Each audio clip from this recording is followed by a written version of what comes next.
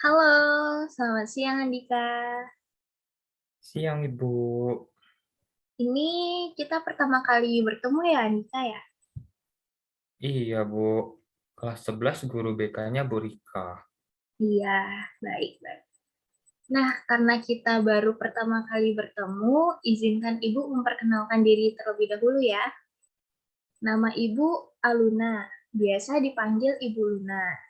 Nah, di sini Ibu memberi layanan konseling di kelas 12. Namun saat ini Ibu juga memegang kelas 11 karena Bu Rika sedang cuti hamil. Nah, mungkin karena kita juga baru pertama bertemu, Andika bisa memperkenalkan diri juga? Bisa, Bu.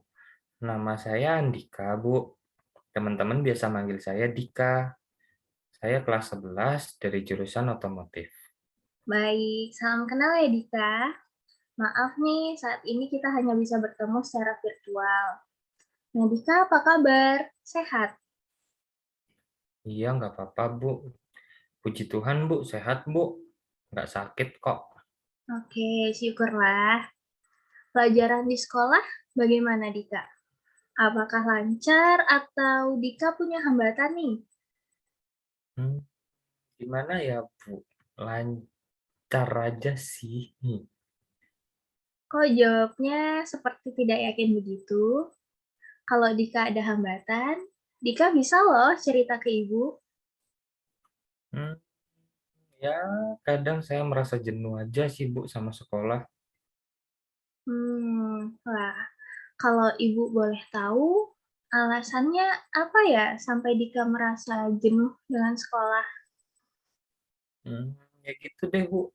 Sering dimarahin sama guru lain, saya ngerasa males ke sekolah. Kadang kalau nggak pakai atribut dihukum, kalau nilai jelek langsung dimarahin. Kadang tuh guru suka nggak mau dengerin gitu, Bu, penjelasan saya. Makanya saya males ke sekolah gitu. Ya, baik-baik. Ibu paham rasa jenuh yang sedang Andika rasakan sekarang. Kebetulan sekali nih, Ibu manggil Dika sekarang karena ingin membahas cerita yang Dika ceritakan tadi. Ibu mau ngasih ceramah ke saya. Enggak, Ibu nggak akan ngasih ceramah ke Dika. Kita akan melakukan konseling. Nah, Andika tahu nggak apa itu konseling? Hmm, Cuman tahu konseling itu yang cerita terus nanti dikasih nasihat gitu, Bu. Nah itu tuh pengertian yang salah dari konseling. Konseling itu merupakan pemberian bantuan dari orang yang sudah ahli, seperti ibu ini sebagai guru BK, kepada individu yang mengalami suatu permasalahan yang bertujuan untuk mengatasi permasalahan yang sedang dihadapi. Nah, dalam kasus ini, Ibu akan membantu Dika mengatasi permasalahan Dika yang jenuh di sekolah, sering dimarahin guru, lupa memakai atribut, atau mendapatkan nilai yang jelek. Oh, jadi Ibu nggak akan marahin saya atau ngasih ceramah ke saya kan? Enggak, Ibu nggak akan ngelakuin itu. Nah, sebelumnya nih, Dika udah pernah melakukan konseling belum? Belum pernah. Baik, karena Dika belum pernah melakukan konseling, sebelum kita melakukan konseling hari ini, Ibu akan menjelaskan terlebih dahulu teknis dan aturan yang akan kita jalankan selama sesi konseling ini berlangsung ya. Iya, Bu. Nah, Ibu ingin memastikan terlebih dahulu nih, apakah saat ini Dika berada di tempat yang aman, nyaman, dan jauh dari gangguan pihak lain? Tenang aja, Bu. Sekarang saya lagi di kamar, orang rumah lagi pada pergi, jadi saya sendirian di rumah. Nggak ada gangguan dari pihak lain kok, Bu. Baik, nah selama proses konseling ini berlangsung, Ibu meminta Dika untuk selalu mengaktifkan kamera dan menampilkan paling tidak separuh badan.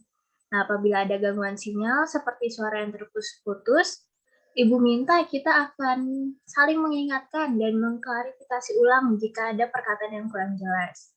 Nah, jika nanti ada kendala teknis yang membuat salah satu dari kita keluar dari Zoom ini, sebaiknya kita saling mengabari melalui WhatsApp. Apakah bisa dipahami, Dika? Ya, Bu, bisa dipahami. Baik. Nah, konseling yang kita lakukan saat ini itu dilandasi oleh asas kerahasiaan. Jadi Dika nggak perlu takut untuk terbuka dan menceritakan perasaan Dika yang sedang Dika rasakan kepada ibu. Oke, Bu. Saya percaya sama Bu. Nah, ibu juga tidak akan memarahi Dika, jadi Dika bisa bebas menceritakan apapun itu pada ibu. Ya, Bu. Saya nggak ragu lagi kok buat cerita ke Ibu. Oke, sebelum memulai konseling nih, ada yang ingin Dika tanyakan atau ada hal yang tidak Dika setujui dari yang sudah ibu sampaikan tadi? Hmm, Tidak ada, Bu. Saya setuju semua.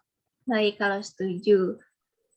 Nah, mungkin Dika bisa mengawali konseling kita hari ini dengan menceritakan alasan mengapa Dika jenuh ke sekolah dan seringkali tidak hadir. Baik, Bu. Seperti awal saya cerita tadi, Bu. Saya jenuh karena saya selalu dimarahin karena nilai saya jelek dan ditegur gitu kalau atribut sekolah saya tidak lengkap, Bu. Jadi Dika merasa jenuh karena sering dimarahi dan dihukum oleh guru karena mendapat nilai yang jelek ataupun tidak memakai atribut lengkap. Iya, Bu, benar gitu. Lalu, mengapa Dika seringkali tidak hadir di sekolah? Saya pikir lebih baik nggak usah masuk sekolah sih, daripada harus kena hukum atau dimarahin sama guru-guru. Lebih baik saya nggak usah datang aja ke sekolah. Kalau mau ngambil ikat pinggang atau alat praktek yang kelupaan juga gimana ya, Bu? Nanti saya terlambat, kena hukum lagi. Daripada hukumannya double kan, mending saya bolos aja. Oke, oke. Ini kalau Ibu boleh tahu, alasan Dika lupa pakai ikat pinggang sama bawa alat praktek itu apa ya? Setiap hari kan ganti seragam, Bu. Nah, ikat pinggangnya itu sering ketinggalan di celana saya. Lupa saya ambil. Soalnya ikat pinggang saya cuma satu. Jadinya ketinggalan terus, Bu. Hmm, Pas jadwal praktek juga banyak banget barang yang harus dibawa. Jadinya sering lupa. oke, baik-baik. Jadi alasan Dika tidak membawa atribut atau membawa alat praktek itu karena Dika sering lupa ya? Bu, bener. Ya. Sekarang kita akan menganalisis masalah Dika untuk mencari akar dari permasalahan itu ya. Iya, Bu. Nah, Ibu mau bertanya nih, sampai di rumah Dika tidak langsung melepas ikat pinggang ya? Enggak, Bu. Biasanya sampai rumah saya langsung taruh seragamnya di tempat cucian kotor. Nggak pernah saya cek lagi.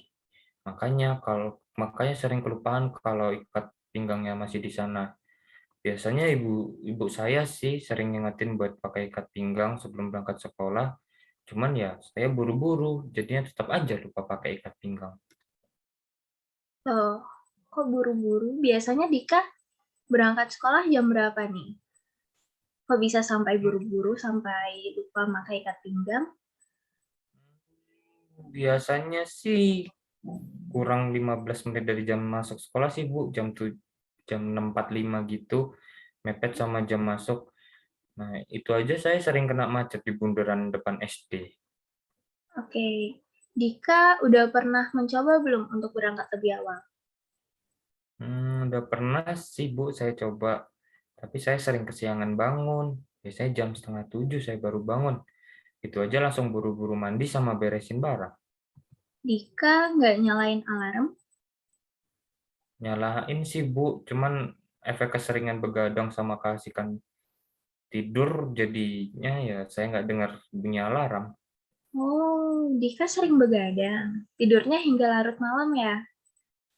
Iya, Bu, sering malah, udah kebiasaan. Kalau ibu boleh tahu nih, Dika ngapain aja kok sampai kebiasaan begadang gitu? Hmm, Sejujurnya sih ya keasikan main game sih, Bu. Hmm, Kadang kalau udah main tuh kadang susah banget untuk berhenti main, Bu. Biasanya Dika bermain sampai jam berapa ya? Hmm, Biasanya sampai jam 1 atau paling lama biasanya sampai jam 3 malam sih, Bu. Oke, oke. Jadi Dika keasikan bermain game hingga larut malam dan kekurangan jam tidur. Begitu Iya, ya? Bu. Iya, Bu, benar gitu. Gara-gara itu juga saya sering ngantuk waktu di sekolah. Mungkin itu yang menyebabkan nilai-nilai saya jadi jelek, terus sering kelupaan bawa barang. Oke, baik Dika. Nah, Dika tidak memakai atribut karena Dika lupa dan terburu-buru berangkat sekolah. Alasan Dika terburu-buru yaitu karena Dika tidur larut malam karena keasikan bermain game. Benar seperti itu, Dika? Iya, Bu, benar. Benar banget gitu. Hmm. Nah, Ibu akan membantu Dika untuk mengatasi permasalahan Dika ini. Perilaku yang Dika lakukan saat ini itu bukanlah perilaku yang baik. Jika dibiarkan, maka akan memberikan dampak yang negatif bagi Dika. Gimana ya, Bu? Sebenarnya saya tuh ya pengen berubah, tapi ngerasa males gitu. Kayak nggak ada motivasi gitu loh, Bu. Nggak Hmm. ada target yang mau dicapai. Ya, baik. Ibu paham. Nah, Ibu punya sebuah teknik nih yang mungkin dapat memotivasi dan mengubah perilakunya Dika. Nama tekniknya itu respon cost. Hmm, Respon kos apa tuh, Bu? Baru dengar. Nah, respon cost itu merupakan sebuah teknik yang didasari oleh prinsip hukuman dan melibatkan penghilangan sebuah stimulus positif untuk mengurangi perilaku tertentu, sehingga akan terbentuk perilaku yang positif. Hmm, Hukumannya tuh yang seperti apa ya, Bu? Apa sama kayak hukuman guru lain yang berdiri di lapangan gitu? Enggak. Nah, hukuman ini tidak melibatkan hukuman fisik. Jadi bentuk dari teknik ini, Ibu akan memberikan Dika 20 poin sebagai modal awal. Nah, Dika harus mengumpulkan poin lainnya dengan target 100 poin nih di akhir semester nanti. Nah, hukuman yang Ibu maksud tadi adalah pengurangan poin dari yang Dika kumpulin tadi. Hmm, Bu, mau nanya, kalau misalnya poin saya nggak mencapai target gimana? Apakah ada hukuman, Bu? Nah, sebenarnya nggak ada hukuman kalau Dika tidak mencapai target. Nggak ada konsekuensinya. Tapi coba kita lihat lagi nih ya perilaku Dika saat ini. Menurut Dika, itu merupakan perbuatan yang baik atau buruk? Ada tidak dampak yang Dika alami? Itu perubahan perbuatan yang buruk sih, Bu. Dampak yang saya alami ya itu dihukum guru terus. Juga saya jadi kepikiran buat bolos terus. Jadinya nilai-nilai saya jelek. Bagus kalau Dika udah memahami bahwa perilaku Dika saat ini merupakan perilaku yang kurang baik dan akan memberikan dampak yang kurang baik juga bagi Dika. Ya, Bu. Terus cara dapetin poinnya gimana, Bu? Nah, untuk mendapatkan poin, ada ketentuannya nih. Ibu akan menjelaskan. Nah, Dika mungkin bisa mencatat sistem penambahan dan pengurangan poin yang akan Ibu jelaskan. Hmm, Oke, Bu. Bentar, Bu. Ngambil ngambil buku dan kertas. Oke, Nggak ada, Bu. Saya nyatet di HP aja ya, Bu. ya, boleh. HP nggak ada kertas. Catatannya jangan sampai hilang ya, Dika. Iya, Bu. Nah, Bakal ini saya. oke, sebelum Ibu menyampaikan nih sistem dari teknik respon cost ini, Ibu ingin memastikan dulu nih, apa saat ini jaringannya sudah baik atau ada gangguan? Sejauh ini aman sih, Bu. Nggak ada putus-putus.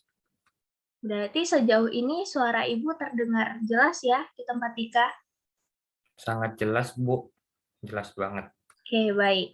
Nah, Ibu akan menyampaikan ketentuan dari teknik ini ya. Iya, Bu.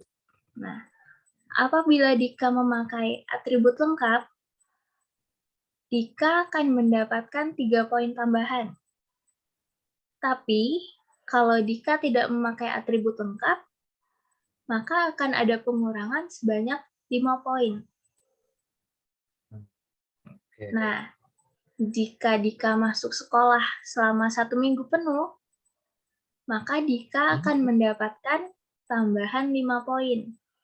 Namun jika Dika tidak masuk selama 1 hari penuh, nah poin Dika akan dikurangi sebanyak 10 poin. Pengurangan poin Oke. ini juga berlaku jika Dika tidak hadir dalam satu mata pelajaran. Akan ada pengurangan sebanyak 3 poin. Dalam hal akademik, jika Dika berhasil mendapatkan nilai 85 untuk tugas dan ulangan, maka akan diberikan tambahan sebanyak 3 poin. Mhm. Namun jika Dika tidak mengerjakan tugas, maka akan dikurangi sebanyak 3 poin. Nah, sejauh ini, apakah penjelasan Ibu bisa dipahami, Dika? Aman, Bu, udah dicatat. Tapi ini kayaknya lebih besar pengurangannya ya, Bu, daripada penambahan poinnya. Nah, iya, pengurangan poin yang lebih besar itu untuk memotivasi Dika agar tidak mendapat pengurangan poin.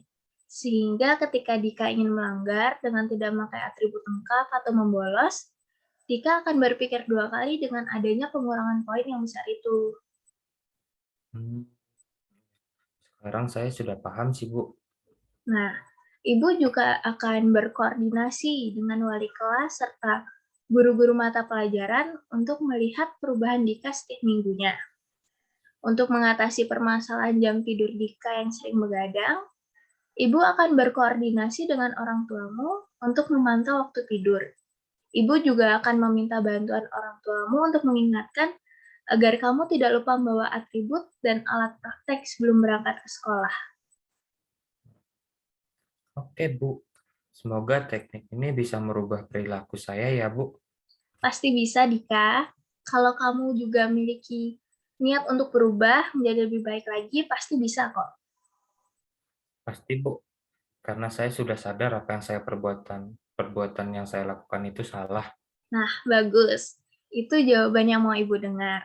Nah, kalau begitu, Ibu akan merangkum kembali apa yang telah kita bicarakan pada konseling hari ini ya. Iya, Bu. Oke. Di awal tadi, Dika merasa bingung. Mengapa Ibu manggil Dika? Dan Dika juga takut Ibu akan marahi Dika. Namun, seiring berjalannya waktu, Dika mulai mengerti alasan mengapa Ibu memanggil Dika, dan Dika juga mulai bercerita tentang apa yang sedang Dika alami, yaitu Dika jarang hadir ke sekolah dikarenakan kesal dengan guru yang selalu marahi Dika karena tidak memakai atribut. Lalu, Dika juga menjelaskan bahwa alasan Dika tidak memakai atribut itu dikarenakan Dika sering begadang. Benar ya, begitu? Benar, Bu. Nah, lalu setelah melalui proses konseling ini, akhirnya kesepakatan kita akan menggunakan teknik respon course. Dan detailnya sudah kita bicarakan juga tentang penambahan dan pengurangan poin yang sudah Dika catat juga tadi. Nah, ada yang ingin Dika tanyakan? Hmm, ada sih, Bu. Sepertinya udah semua. Saya udah cukup mengerti kok, Bu. Baik, kalau begitu apakah konseling kita pada hari ini sudah bisa kita akhiri? Sepertinya sudah sih, Bu. Baik, jika begitu. Terima kasih ya Dika, karena sudah memenuhi panggilan Ibu.